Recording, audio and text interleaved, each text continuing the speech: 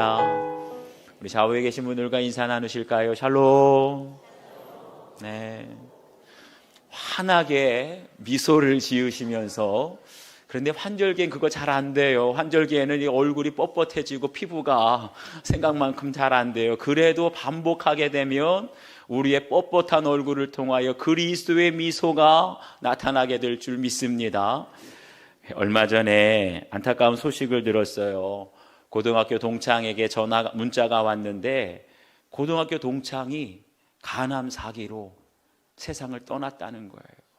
그래서 제가 마치 머리를 뭐로 맞은 것처럼, 노래 맞은 것처럼 멍하니 며칠 동안을, 내 나이가 이제 몇인데 벌써 세상을 떠날 때가 됐구나 그러면서, 만약에 내가 지금 당장 죽음을 피할 수 없다면 내가 지금 무엇을 할 수 있을까? 그게 먼 훗날의 일이 아니라 이제 어느 때라도 내 동창도 하나님이 부르셨다면 저에게도 그런 일이 있겠다 싶었어요.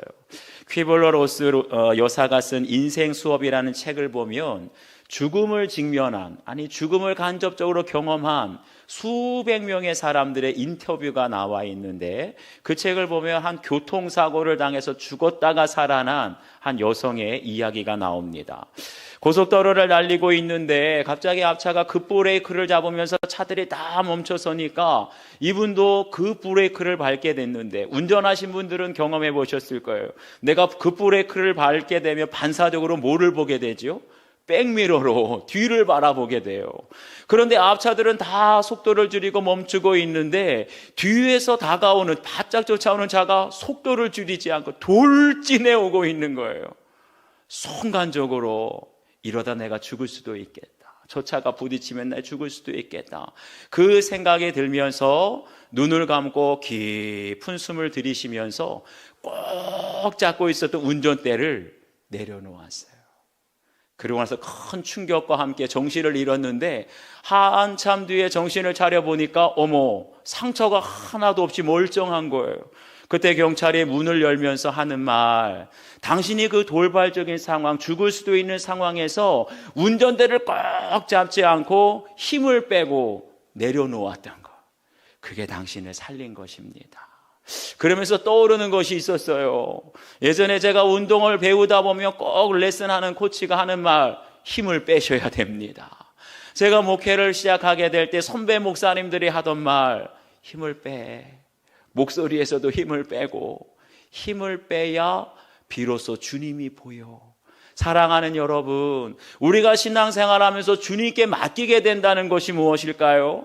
내 힘으로 꼭 붙들고 있었던 그 운전대 내려놓게 되고, 내가 생각하지, 아니 도저히 내가 마주치지 않고 싶었던 그러한 상황들이라고 할지라도 그 상황들을 믿음으로 받아들이는 것, 이게 바로 주께 맡기는 거예요.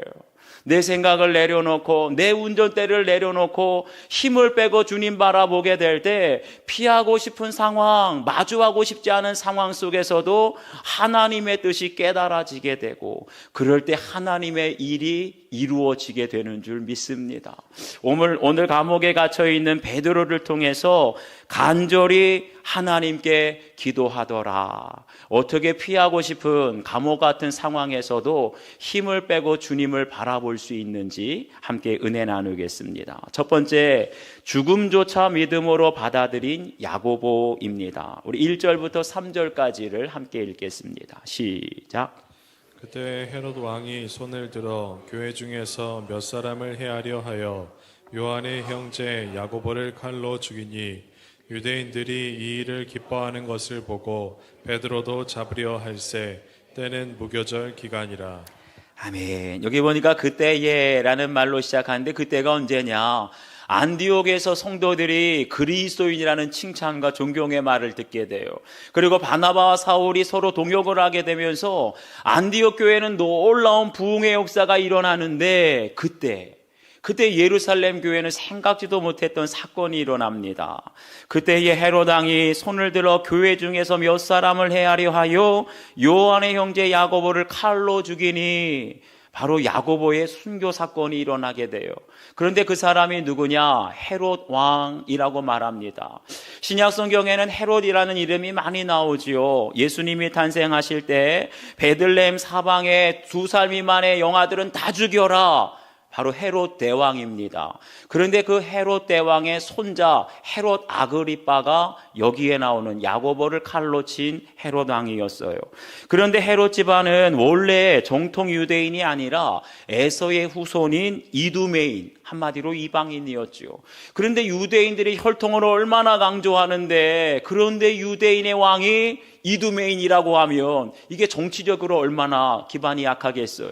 그러니까 헤롯 대왕은 어떻게 해서든지 자기들의 정치 기반을 강화하기 위해서 유대인들의 환심을 사기 위해 46년 동안 무너져 내린 예루살렘 성전을 재건축하게 됩니다. 그러니까 다 좋아하죠.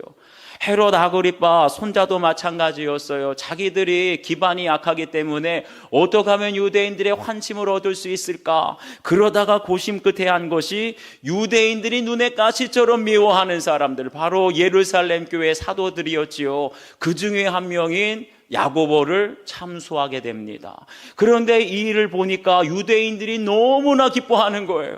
그래서 내친 김에 야고보뿐만 아니라 예루살렘 교회 수장인 베드로까지 잡아들여서 이참에 베드로도 죽여서 내가 확실하게 눈도장을 찍으리라 잡아들인 겁니다. 여러분 보세요. 헤롯 대왕이 예루살렘 성전을 46년 동안 건축한 것이나 그 손자 헤롯 아그리빠가 야고보를 참수한 것, 누구를 기쁘게 하기 위해서 그랬어요? 이거는 단순히 유대인을 기쁘게 하기 위해서 그런 것도 아니고 성전을 건축했다고 하나님을 기쁘시게 한 것 더더군다나 아니죠. 누구를 위해서 야고보를 참수하고 예루살렘 성전을 건축했다고요? 자기를 위해서. 오직 우리 집안의 왕권, 우리 집안의 모든 권세를 영원히 누린, 다시 말하면 자기를 기쁘게 하기 위해서, 자기의 만족과 자기의 욕망을 이루기 위해서 이렇게 했다는 거예요. 그러니까 우리가 항상 기억해야 될 것, 아무리 교회에서 많은 사람들이 기뻐하고 칭찬하고 심지어는 성전을 건축하고 대단한 구제를 해도 그게 하나님과 상관없는 것이 될 수도 있다는 걸 아셔야 돼요. 우리가 신앙생활하며 오늘 예배를 드리고 오늘 찬양을 하고 오늘 기도를 하고 봉사를 하면서도 우리가 항상 놓치지 말아야 될 것, 내 마음에 진짜로 기뻐하는 것이 무엇인가, 이걸 우리가 날마다 성찰하고 점검해야 할 줄 믿습니다. 예배는 드리지만, 기도는 하지만, 찬양을 하고 봉사를 하지만 하나님과는 상관없이 사람들의 칭찬, 사람들의 인정, 내 만족을 위해서 할 수가 있어요. 목사인 저 역시도 전도 열심히 하고 교회를 열심히 성장시키지만 그것이 하나님의 기쁨보다는 내가 이렇게 성장시키면 사람들이 나를 인정해 주겠지, 나의 자랑을, 만족을 위해서 그럴 수 있다는 거예요. 그렇기 때문에 우리의 인생의 목적이 오직 하나님을 기뻐하는 삶이 되면 사람들이 알아주든지 알아주지 않든지, 살든지 죽든지, 심지어는 성공하든지 실패하든지 모든 상황을 믿음으로 받아들이게 될 줄 믿습니다. 죽음조차도 받아들이는 거예요. 안타깝게도 오늘 예수님의 총애를 받았던 야고보는 너무나 일찍 하나님의 부르심을 받고 사도 중에 첫 번째 순교자가 되었습니다. 야고보가 어떤 사람이에요? 신약 성경을 보면 항상 베드로, 야고보, 요한, 예수님이 어디로 가든지 항상 데리고 다녔지요. 그런데 그의 죽음에 대해서는 뭐라고 기록하고 있지요? 요한의 형제 야고보를 칼로 죽이니 한 줄밖에 안 나와요. 어떻게 이런 죽음을 맞이할 수 있을까? 그건 다른 것 아니지요. 야고보의 인생의 목적이 성공과 장수에 있었던 것이 아니라 오직 예수님의 기쁨 되기 위하여 살아가게 될 때 죽음조차도 받아들이며 순교하는 것조차도 그대로 받아들이고 순종하게 된 줄 믿습니다. 그러면서 마음속에 떠오른 생각이, 우리 주위에 정말 믿음이 좋고 신앙생활 잘하던 사람이 다른 사람들보다 너무나 빨리 세상을 떠난 분들, 그런 제 친구도 믿음이 정말 좋았거든요. 그런데 이렇게 50대 초반에 어떻게 부름을 받게 됐을까? 아직 할 일이 많은데 왜 이토록 일찍 하나님께서 불러가셨을까? 그런 질문이 생겼어요. 그러면서 자연스럽게 짧은 인생을 살다가 순교의 제물이 된 그 야고보가 우리에게 남겨준 것이 무엇일까를 묵상하게 되었습니다. 놀라운 것은 야고보는 예루살렘에서 순교를 당했는데 그의 시신은 예루살렘이 아니라 예루살렘에서 멀리 떨어진 스페인에 지금 안치되어 있어요. 세상에 많은 기독교인들 뿐만 아니라 수많은 사람들이 평생 한번 가보고 싶은 곳, 산티아고 순례길이라고 있어요. 처음 들어보셨어요?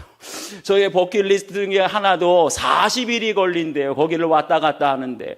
그래서 이 산티아고 순례길을 꼭 한번 가보고 싶은데, 산티아고가 뭐냐? 영어로 하면 세인트 제임스, 바로 성 야고보. 이 산티아고 순례길을 가게 되면 마지막 목적지에 산티아고 데 콤포스텔라 성당이 있는데 바로 거기에 야고보의 시신이 안치되어 있어요. 세상에 수많은 사람들이 평생에 한번 가보고 싶은 산티아고 순례길, 사실은 누구를 찾아가는 거예요? 야고보의 무덤을 찾아가는 순례길이에요. 수많은 사람들이 그 순례길을 걸어가면서 내가 인생에 무엇을 바랄까? 내가 인생을 어떻게 살아가야 될까? 인생의 목적과 방향을 잃어버린 사람이 산티아고 순례길을 찾아가면서 그 의미를 찾는다는 거예요. 믿음 생활 평생 하다가 믿음의 회의가 오게 되고 영적인 침체에 빠졌던 사람이 산티아고 순례길을 가면서 신앙의 의미를, 첫사랑을 회복하게 된다는 거예요. 다시 말하면 너무나 이른 나이에 죽었지만 그 죽음조차도 마다하지 않고 받아들이며 순종하게 될 때 야고보는 죽음 이후에도 세상의 수많은 사람들에게 인생의 이정표와 같은 영향력을 끼치게 된 줄 믿습니다. 여러분, 오래 사는 게 목적이 아니라, 성공이 목적이 아니라 예수님의 기쁨, 하나님의 기쁨 위하여 죽음조차도 내가 받아들이게 될 때, 피하지 않고 받아들이게 될 때, 그 이후에 우리의 모든 인생을 하나님께서 누군가의 인생에 빛을 비춰주는 이정표와 같이 사용해 주실 줄 믿습니다. 한번 여러분 적용해 보세요. 요즘 내가 가장 기뻐하는 일은 무엇입니까? 여행입니까? 운동입니까? 모임입니까? 예배보다도 예배 끝나고 어디 갈까? 봉사보다도 봉사 끝나면 뭐 할까? 혹시 우리가 하나님보다는 또 다른 기쁨이 있지는 않습니까? 내 죽음, 자아의 죽음이지요. 내 죽음을 받아들였을 때 그것을 통해서 누군가에게 이정표와 같은 영향을 끼친 적이 있습니까? 내 운전대를 붙들고 내가 악착같이 살려고 하면 이정표 같은 인생이 안 돼요. 그런데 내 자아가 죽고 내 혈기가 죽고 내 교만이 철저하게 죽게 될 때, 나의 죽음조차 받아들이게 될 때, 그러한 인생은 누군가의 인생에 영향을 미치고 빛이 되어지는 이정표 같은 인생이 될 줄 믿습니다. 한번 적용해 보세요. 두 번째는 위기를 받아들이며 기도하는 교회입니다. 4절과 5절 말씀 함께 읽겠습니다. 시작. 잡음에 옥에 가두어 군인 내식인 내 폐에게 껴지고 유월절 후에 백성 앞에 끌어내고자 하더라.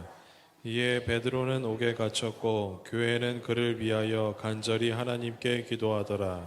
아멘. 여기 보면 헤롯이 베드로를 잡아 옥에 가두는데 얼마나 베드로를 삼엄하게 감시하는지, 군인 내식인 네 패에게 맡겨 지켰다. 여기 내식이라는 것은 4인 1조가 됐다는 거예요. 그리고 네 패라는 것은 네 개의 조가 교대로, 한마디로 4인 1조씩 4조가 됐다는 건 16명이 베드로 한 사람을 감시했다는 거죠. 어떻게 감시했느냐? 4명 중에 2명은 베드로와 함께 깜방 안에 들어간 거예요. 좌우에 한 사람씩 베드로의 팔과 쇠사슬을 매인 채로, 오늘날로 말하면 수갑을 채운 채로 감옥 안에서, 감방 안에서도 가두고, 그리고 감방 밖에서 2명이 이렇게 감시를 했지요. 이렇게 철통같이 감시하고 있으니 여러분 탈출할 수 있겠어요? 탈출도 안 되고 누가 밖에서 구원할 수도 없는 그런 상황이었습니다. 이제 영락없이 예루살렘 교회는, 야고보는 이미 순교를 당했고 베드로 어때요? 탈출한대요. 구출도 안 돼요. 영락없이 이제 2명의 교회 지도자를 잃게 될 위기에 처하게 되었는데, 여러분, 교회는 영적인 지도자가 감옥에 갇힌다든지 아니면 사고가 난다든지 병들어서 쓰러지게 되면 위기가 오게 됩니다. 교회 가운데 갑자기 갈등이 분열이 생기게 되고, 멀쩡했던 양무리들이 교회 지도자가 쓰러지게 되면, 교회 지도자가 사라지게 되면 양무리들이 다 흩어져요. 이게 교회냐? 어떻게 하나님께서 이렇게 주의 종들을 칠 수가 있느냐? 그런데 예루살렘 교회는 어떻게 했다고요? 교회는 그를 위하여 간절히 하나님께 기도하더라. 아멘. 우리 수인중앙교회 그런 일이 없기를 바라지만, 영적인 지도자가 쓰러지게 될 때 원망하고 불평하면서 흩어지는 것이 아니라 그를 위하여 간절히 기도하는 교회가 되길 주의 이름으로 축복합니다. 위기가 와도 기도하는 교회, 기도하는 가정에는 소망이 있는 줄 믿습니다. 그냥 고난과 위기 자체가 문제가 아니라, 고난이 와도 위기가 닥쳐도 우리가 어떻게 대처해 나가느냐, 그게 더 중요하지요. 여러분 가정에 이런 위기가 닥칠 때 여러분은 어떻게 하십니까? 생각하고 싶지는 않지만, 만약에 여러분 가정의 남편이나 자녀들이 끔찍한 사고를 쳐서 경찰서에 잡혀가게 된다면 여러분 어떻게 하겠어요? 믿는 사람이나 안 믿는 사람이나 해결 방법은 비슷합니다. 이런 문제가 가정에 생기게 되면 제일 먼저 하는 게 백을 찾지요. 인맥을 찾는 거예요. 어쨌거나 힘 있는 사람, 시의원, 도의원, 국회의원, 안 되면 경찰이라도, 안 되면 변호사, 검찰이라도 다 동원해가지고 백을 씁니다. 그런데 그래도 안 되면 그 다음에는 돈으로 해결하려고 하지요. 빚을 내서라도, 필요한 돈이라면 빚을 내서라도 남편과 자녀를 빼내기 위해서 어떻게든지 쓸 거예요. 그런데 나에게는 백도 없어, 돈도 없어. 그러면 마지막에 어떻게 몸으로 해요? 청와대 신문고에 민원을 넣든지, 안 되면 이른 시위라도 해가면서 우리 남편은 죄가 없다, 우리 아들은 죄가 없다 그러면서 시위라도 할 거예요. 그런데 성경을 보세요. 예루살렘 교회는 달랐습니다. 위기 앞에서 지도자들이 죽고 지도자들이 갇혔다고 해서 흩어진 것도 아니고, 위기 앞에서 인간적인 방법으로 쓴 것이 아니라 철저히 기도의 자리에 모였다는 거예요. 이렇게 예루살렘 교회가 위기 앞에서 흩어지지 않고 인간적인 방법을 사용하지 않고 기도의 자리에 모였다는 것, 이게 우리에게 뭘 말해줄까요? 이건 달리 말하면 이러한 위기 상황조차 하나님의 주권 아래서 하나님께서 우리에게 허락하셨다는 것을 받아들인 것이죠. 아멘이십니까? 베드로후서 5장 7절을 보면 이렇게 말씀하세요. 너희 염려를 다 주께 맡기라. 이는 그가 너희를 돌보심이라. 여기서 우리의 염려를 주께 맡기라, 우리의 행사를 주께 맡긴다는 것이 무엇일까요? 주님께 맡긴다는 건 다시 말하면 힘을 빼고 받아들인다는 거예요. 지금까지는 내 운전대를 내가 쥐고 어떻게 해서든 돈의 운전대, 백의 운전대, 내 힘의 운전대로 해결하려고 했는데 그럴 때는 해결이 안 돼요. 더 악화가 돼요. 그런데 운전대를 내려놓고 힘을 빼게 되면 비로소 주님을 바라보게 되는 줄 믿습니다. 피하고 싶은 상황, 죽을 것 같은 상황, 숨 막히는 감옥의 상황이지만 이것조차도 내 힘을 빼고 받아들이게 될 때 비로소 그런 사람이 기도의 자리에 엎드리게 되는 줄 믿습니다. 내가 운전대 잡고 있으면 절대 기도가 안 남아요.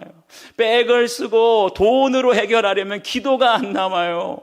그런데 이 운전대를 내려놓고 힘을 빼게 되면 비로소 주님이 보이고 기도의 자리에 엎드리게 될 줄 믿습니다. 그럴 때 비로소 이러한 위기 상황, 답답한 상황, 죽을 것 같은 상황을 허락하신 하나님의 뜻이 깨달아져요.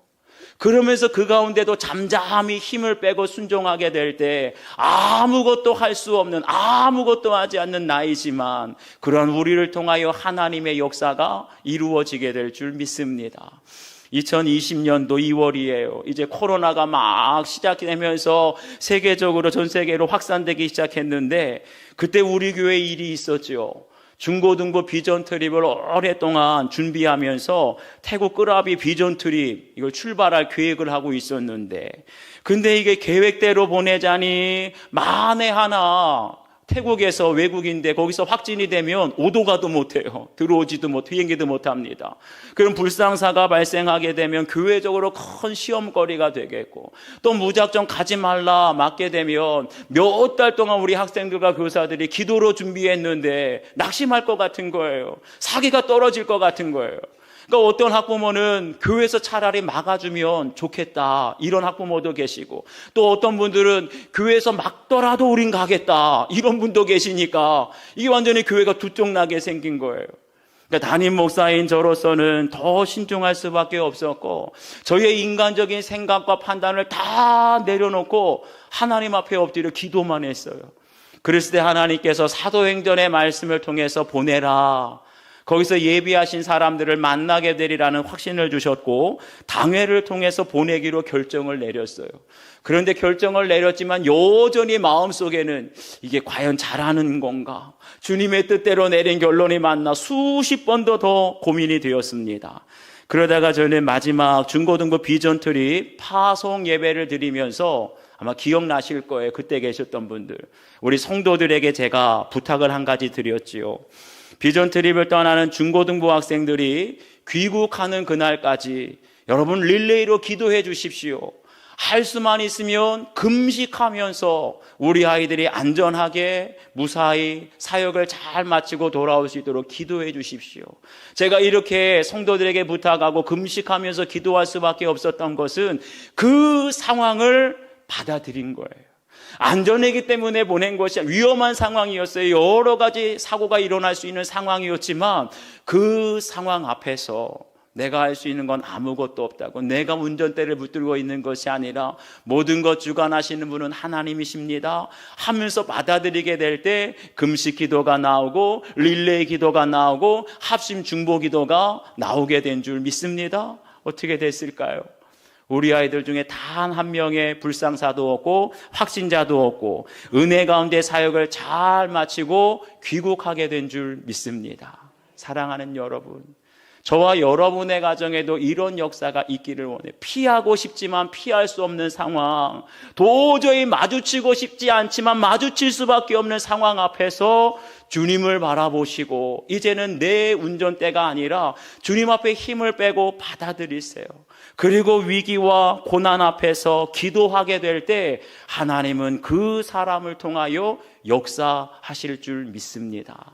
한번 적용해 보세요. 최근 우리 가정에 닥친 가장 큰 위기는 무엇입니까? 정말 피하고 싶고 마주하고 싶지 않은 그러한 위기가 있습니까? 지금 내가 믿음으로 받아들이고 오직 기도만 해야 할 상황은 무엇입니까? 힘을 빼고 기도해야 되는데, 힘을 빼고 주님 바라보아야 되는데 자꾸만 운전대 붙들고 있진 않나요? 내 힘으로 해결하려고 하진 않나요? 주님의 역사가 나타나지 않아요. 힘을 빼고 주님 바라보고 오직 기도하게 될 때 바로 거기에 생각하지 못했던 하나님의 역사를 보게 될 줄 믿습니다. 세 번째, 죽음 앞에서도 평안을 누리는 베드로입니다. 우리 6절과 7절 말씀 함께 읽겠습니다. 시작. 헤롯이 잡아내려고 하는 그 전날 밤에 베드로가 두 군인 틈에서 두 쇠사슬에 매여 누워 자는데 파수꾼들이 문 밖에서 옥을 지키더니 호련히 주의 사자가 나타나매 옥중에 광채가 빛나며 또 베드로의 옆구리를 쳐 깨워 이르되 급히 일어나라 하니 쇠사슬이 그 손에서 벗어지더라. 아멘. 여기 보니까 헤롯이 잡아내려고 하는 그 전날 밤에라 그랬어요. 헤롯이 유대인들의 관심을 사기 위해서 먼저 야고보를 칼로 쳤다 그랬죠. 그런데 그거 보고 나니까 유대인들이 너무나 기뻐해서 이대로는 안 되겠다. 그래서 내친 김에 이제 베드로까지 잡아서 죽이려고 했습니다. 그런데 사도행전 5장을 보면 베드로는 이미 한번 대제사장에게 잡혀서 감옥에 갇힌 적이 있었어요. 그런데 그때 이유를 알 수 없는, 그러니까 안 믿는 사람들 보기에는 이유를 알 수 없는 방법으로 베드로가 탈옥을 하게 됩니다. 그것이 소문이 다 났죠. 지금 헤롯 왕도 알았을 거예요. 그러니까 또 베드로가 탈옥하게 되면 이거 오히려 권세와 왕권이 더 약해지니까, 위신이 떨어지니까 더욱더 철통같이 감방의 안팎으로 그냥 파수를 세워서 베드로를 감시했어요. 그러니까 개미새끼 한 마리 나갈 수가 없습니다. 그러다가 이제 날이 밝으면, 그 다음 날이 되면 베드로는 영락없이 야고보처럼 참수형을 당해서 죽어야 되는데, 한번 여러분 생각해 보세요. 만약 여러분이 베드로라고 한다면 죽기 전날 밤에 잠이 오겠습니까? 안 오겠습니까? 잠을 잘 수 있겠어요? 없겠어요? 제가 간혹 가다가 수술을 앞둔 성도님들이나 아니면 오랫동안 1년, 2년 동안 항암 치료를 하다가 이제 검사를 받으러 가요. 항암 치료 하시는 분들은. 그런 분들이 기도 부탁을 합니다. 그렇게 수술을 앞두거나 항암 치료, 항암술을 다 하고 이제 검사 받으러 가는 분들이 가장 고통스러운 게 뭔지 아세요? 목사님, 하루하루 다가올수록 불안합니다. 의사가 또 무슨 말을 듣게 될지 두렵습니다. 그냥 잠이 안 온다는 거예요. 잠이 안 온다는 게 가장 큰 고통이죠. 제가 지난 한 주간 동안 새벽마다 잠이 깨서 잠이 안 와가지고 얼마나 고생을 했는지 몰라요. 새벽에 2시에도 깨고 2시 반에도 깨고 3시에도 깨는데, 아니 깼다가 다시 잠들면 아무 문제가 없죠. 새벽 예배가 5시 반에 있으니까. 근데 한 번 깨면 잠이 안 와요. 2시부터 5시 반까지. 2시 반부터. 얼마나 고역인지. 왜 그런가 보니까 제가 매년 10월만 되면 정책당회를 앞두고 저도 모르게 긴장을 하는 거예요. 아니, 긴장하고 싶어서 하는 게 아니라 저도 모르게 긴장을 해요. 내년에는 어디에 중점을 두고 목회를 해야 되나? 하나님께서 기뻐하시는 계획은 무엇일까? 이게 한순간에 떠올라요. 그러니까 계속해서 앉으나 서나 내년 목회 계획, 내년에는 무슨 행사를 하고 사역을 계획을 세워야 되나? 더 긴장하게 되고 더 예민하게 되니까 잠도 깊이 안 들어요. 여러분 보세요. 수술을 앞두고도 잠이 안 오고, 검사를 하려고도 잠이 안 오고, 이렇게 신경만 조금만 써도 잠이 안 오는데, 하물며 내가 내일 날이 밝고 해가 뜨면 나는 참수형으로 죽게 되는데 잠이 오겠어요? 눕기는커녕 밤새도록 뜬 눈으로 밤을 지새우지 않겠습니까? 그런데 오늘 말씀을 보니까 베드로는 어땠다고요? 두 군인 틈에서 두 쇠사슬에 매여 누워 잤다라고 그랬어요. 지금 감방에 혼자 있는 것도 아니고 좌우에 2명의 군사들이 쇠사슬을 매인 채로, 여러분 상상해 보세요. 얼마나 불편하겠습니까? 나 혼자라면 그래도 잠이라도 자는데 걸리적거리잖아요, 쇠사슬에. 그런데 거기에서도 누워 잤다는 거예요. 근데 그냥 밤새도록 내가 내일 죽는데, 참수형 당하는데 걱정하고 염려하다가 잠깐 쪽잠 자고 선잠을 잔 게 아니에요. 7절을 보게 되면 주의 사자가 베드로의 옆구리를 쳐서 깨울 정도였다는 거예요. 여기서 쳤다라는 건 세게 때렸다는 건데, 한마디로 뭡니까? 주의 천사가 와서 베드로 일어나, 지금 당장 일어나야 돼. 그러니까 안 일어나요. 그래가지고 세게 때리고 찌르면서 일어나라! 그러면서 깨웠다는 거예요. 이게 무슨 말이죠? 깊은 단잠을 자고 있었다는. 여러분, 우리가 손잠을 자게 되면 누가 부시럭 인기척만 나도 깨나잖아요. 저도 손잠을 자게 되면 누가 방문을 살짝 열어도 깨요. 그런데 깊은 단잠을 자게 되면 어버가도 모를 정도인데, 지금 베드로가 그랬다는 거죠. 베드로가 어떤 상황이에요? 해가 뜨면, 날이 밝으면 내가 참수형으로 죽게 되는 죽음을 앞두고 여러분 어떻게 이렇게 단잠을 잘 수 있을까요? 제발 저에게도 그런 은혜를 부어 주시옵소서. 여러분, 잠을 못 주무시는 분들에게 이와 같은 단잠에, 죽음을 앞두고도, 사업의 부도를 앞두고도, 수술을 앞두고도 단잠을 주시는 은혜가 있게 되길 축복합니다. 왜 그랬을까요? 비결이 뭐였을까요? 아예 살기를 포기했으니까 단잠을 잤겠습니까? 그럴 리가 없지요. 아니면 내일 아침이면 반드시 주님이 나의 사슬을 풀어주시고 나를 구출해 주실 거야, 그 믿음을 가지고 푹 잠을 잤을까요? 아니죠. 만약에 그러한 믿음이 있었다면 잠을 자는 게 아니라 밤새도록 철야기도 해야 되는 것 아닙니까? 그런 걸로 단잠 잔 게 아니었어요. 앞에 보게 되면 스데반이나 야고보, 무슨 잘못을 해서 잡힌 것이 아니었습니다. 그들은 부활하신 예수님을 증거하다가 잡혀서 돌에 또 칼의 위협 앞에서도 죽음을 두려워하지 않고 순교한 것이지요. 베드로도 마찬가지였어요. 어떤 죄를 지어서 잡힌 것이 아니라 부활하신 예수님을 증거하다가 지금 이제 참수형, 죽음을 앞둔 상황이 된 것입니다. 그런데 스데반이나 야고보나 베드로나 이 사람들 다 십자가에 못 박히신 예수님을 두 눈으로 봤어요. 창으로 옆구리에 물과 피가 다 쏟아지는 거 보았어요. 그런데 그 십자가에 못 박히신 예수님이 사흘 만에 다시 부활하신 것, 다시 살아나신 것을 직접 만나고 목격하게 된 줄 믿습니다. 그러고 나서 달라져요. 십자가에 못 박히시기 전과 부활하신 예수님을 만나고 나서 분명히 죽으셨는데, 분명히 십자가에 못 박히셨는데, 물과 피를 다 쏟으셨는데, 부활하신 예수님을 만나고 나서 죽음에 대한 두려움이 사라지게 된 줄 믿습니다. 그러니까 살기를 포기해서 난잠을 잔 것도 아니고, 내일이면 반드시 나를 살려주실 거야, 이런 헛된 소망을 가지고 난잠을 잔 것이 아니라, 내가 감방에 갇혀져 있지만 날 위해 죽으시고 다시 살아나신 예수님, 나와 함께 하시는 줄 믿습니다. 나는 사나 죽으나 주님이 나와 함께 하시는 줄 믿습니다. 내가 살아도 주를 위해 살고 내가 죽어도 주를 위해 죽겠습니다. 이 믿음이 있었던 거예요. 부활하신 예수님을 만나고 남부터 더 이상 죽음이 문제가 되지 않아요.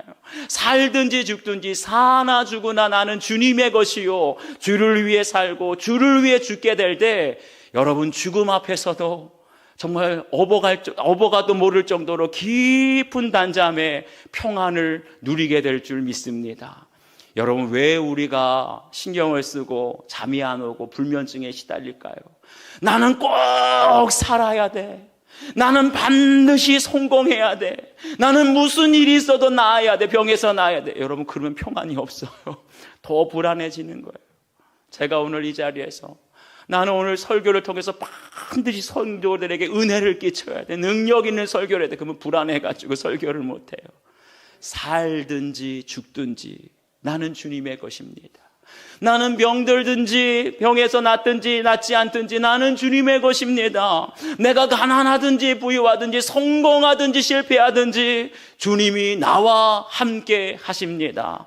내가 설교로 은혜를 끼치든지 죽쓰든지 주님이 나와 함께 하십니다. 이 믿음이 있을 때요, 여러분, 두려워하지 않고 불안해하지 않고 세상이 줄 수 없는 평안함 가운데 단잠을 누리게 될 줄 믿습니다. 그럴 때 어떤 일이 일어나죠? 이렇게 주께 다 맡기고 주께서 허락하신 위기의 상황을 다 받아들이게 될 때, 헤롯이 잡아내려고 하는 그 전날 밤, 무슨 말이에요?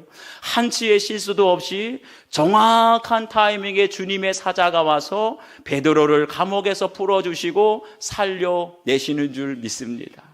내가 생각하기에는 왜 이렇게 오래 걸려요? 주님, 기도를 하고 금식을 하는데 언제 나를 풀어주실 건가요? 언제 나를 고쳐주실 건가요? 언제 우리 자녀들 결혼시켜 주시고 취직시켜 주실까?